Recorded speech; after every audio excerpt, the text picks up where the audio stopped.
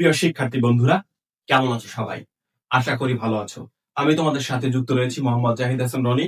পড়াশোনা করছি শাহজালাল বিজ্ঞান ও প্রযুক্তি বিশ্ববিদ্যালয় সিলেট। আজকে তোমাদের বাংলা দ্বিতীয় পত্রের অর্থাৎ বাংলা ব্যাকরণের একটি প্রিমিয়াম ক্লাস নিয়ে হাজির হয়েছি। চলো শুরু করা যাক। ষষ্ঠ থেকে দশম শ্রেণী এবং একাদশ দ্বাদশ শ্রেণীতে মূলত তোমাদের জন্য এই প্রশ্নটি বেশি আসে। সেটি হচ্ছে নবম দশম শ্রেণীতে আসে এরকম যে একটি সার্থক বাক্যের গুণ কতটি, এমসিকিউ এর মধ্যে আসে। এবং নিচের কোনটি সার্থক বাক্যের গুণ নয় অথবা নিচের কোনটি সার্থক বাক্যের গুণ, এরকম বিষয় এরকম ভাবে এমসিকিউ চলে আসে। এবং একাদশ দ্বাদশ শ্রেণীর জন্য এইভাবে আসে একটি সার্থক বাক্যের গুণ কয়টি ও কি কি, এই বিষয়টি ব্যাখ্যা করতে বলা হয়। তাহলে আজকের ক্লাসটি করার মাধ্যমে তোমাদের যেভাবে প্রশ্ন আসুক না কেন, এমসিকিউ অথবা রিটেন প্রত্যেকটি বিষয় ক্লিয়ার করার চেষ্টা করবো ইনশাআল্লাহ। তাহলে বাক্য কাকে বলবো আমরা?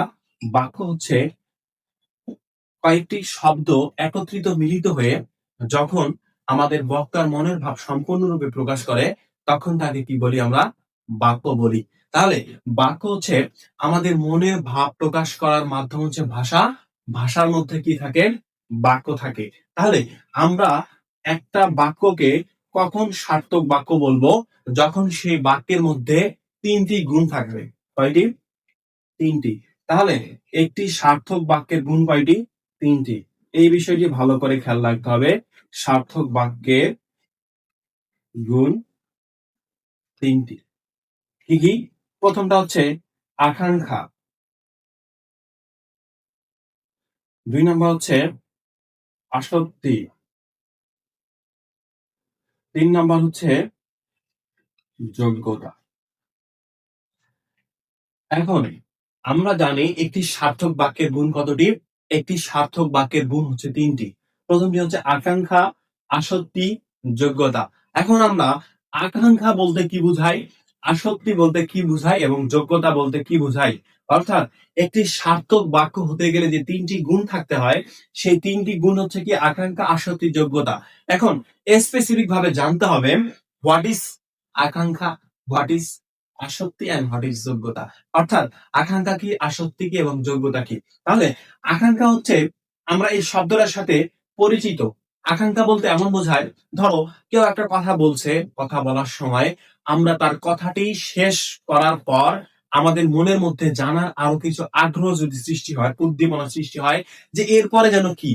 এই যে বিষয়টি যদি এরকম হয়, একজন বক্তা ধরে এরকম বলল, আমি বাজারে গিয়ে ড্যাশ বললো, আমি বাজারে গিয়ে, আমি বাজারে গিয়ে কি নাচবো, আমি বাজারে গিয়ে কি কিনবো, আমি বাজারে গিয়ে কি বিক্রি করব। আমার মনে অনেক প্রশ্ন আসতে পারে ভাই। তাহলে এই যে আমি বাজারে গিয়ে ড্যাশ, একজন বক্তা কথা বলার পর তোমার মনের মধ্যে যখন একটা ফিলিংস কাজ করবে যে এরপরে যেন কি হতে পারে, এরপরে যেন কি হয়, এরপরে যেন কোন শব্দ আসতেছে, বা এরপরে যেন সে কি বলতে চায়, এই যে বিষয়টি যদি তোমার বাক্যের মধ্যে ফুটে ওঠে, অর্থাৎ বাক্যের মধ্যে অভাববোধ দেখা দেয়, তাহলে সেটি সার্থক বাক্য নয়। তাহলে আমি যদি বলি আমি বাজারে গিয়ে ড্যাশ, তাহলে এটি সার্থক বাক্য নয়। কেন? কারণ সার্থক বাক্যের গুণ তিনটি। তিনটি গুণের প্রথমটি হচ্ছে আকাঙ্ক্ষা। এই বাক্যের মধ্যে আকাঙ্ক্ষা রয়েছে। তাহলে আকাঙ্ক্ষা যদি থাকে, তাহলে আকাঙ্ক্ষা থাকলে সেটা কি বলবো? সার্থক বাক্য নয়। বুঝা গেছে? এরপর হচ্ছে আসক্তি কি? দেখো, আসক্তি হচ্ছে প্রত্যেকটি বাক্যে একটি সিকোয়েন্স রয়েছে, যে কোনো কাজের একটি নিয়ম রয়েছে। কথা বলার সময় বাক্যের ব্যবহার করার, বাক্যের গঠন প্রণালী রয়েছে। বাক্য যখন তুমি গঠন করবে তখন তার কিছু সিকোয়েন্স রয়েছে। এই সিকোয়েন্স যখন ব্রেক করবে তখন সেটাকে বলবো আমরা আসক্তি। যেমন আমি যদি বলি রেজাল্ট পরীক্ষা তার ভালো, কি বললাম দেখো, পরীক্ষা, সরি, রেজাল্ট পরীক্ষা তার ভালো। এটা এরকম হওয়া উচিত ছিল যে তার পরীক্ষা রেজাল্ট ভালো। যখন এরকম থাকবে যে একটা বাক্যের মধ্যে সিকোয়েন্সটা উল্টা পাল্টা থাকবে, অর্থাৎ তুমি দেখে বুঝতেছো যে এটা এরকম হলে ভালো হতো, তোমার শুনতে কেমন অদ্ভুত শোনা যাচ্ছে, এরকম যদি হয় তাহলে সেখানে আসক্তি রয়েছে। আর আসক্তি থাকলে সেটা সার্থক বাক্য হিসেবে গণ্য হবে না। এরপর দেখো যোগ্যতা কি। যোগ্যতা হচ্ছে একটা বাক্যের মধ্যে যে পদগুলো থাকবে, এই পদগুলোর যে ভাবগত এবং অর্থগত যে দিক আছে এটার মেলবন্ধনকে বলা হয় যোগ্যতা। তাহলে তুমি একটা বাক্য বললা, সেই বাক্যের মধ্যে অর্থগত ভাবগত কোনো মিল নেই, কোনো মিল বন্ধন নেই। যদি এমন না থাকে তাহলে সেটা যোগ্যতার অভাব হিসেবে গণ্য হবে। তাহলে আমি যদি বলি মাছ আকাশে ভাসে, মাছ কি আকাশে ভাসতে পারে? তাহলে মাছ কোনোদিন আকাশে ভাসে না, মাছ পানিতে ভাসে। তাহলে এই যে মাছ আর আকাশ দুইটার মধ্যে কি ভাবগত বা পদগত কোনো মেল বন্ধন বা মিল নেই। মিল না থাকার কারণে একে আমরা বলবো কি যোগ্যতার অভাব। আমি বলি আমি বড়শি দিয়ে নারকেল পারি।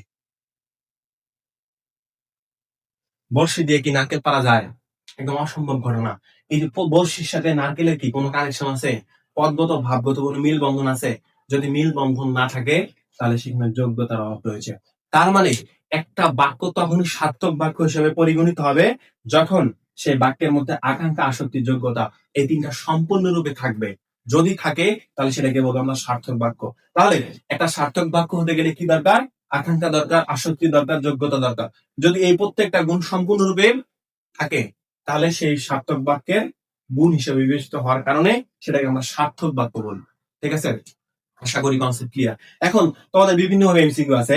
আসেন, নিচের কোনটি সার্থক বাক্যের গুণ? এই তিনটার মধ্যে একটা থাকবে, অপশনে দাগে দিবা। বলবে নিচের কোনটি সার্থক বাক্যের গুণ নয়।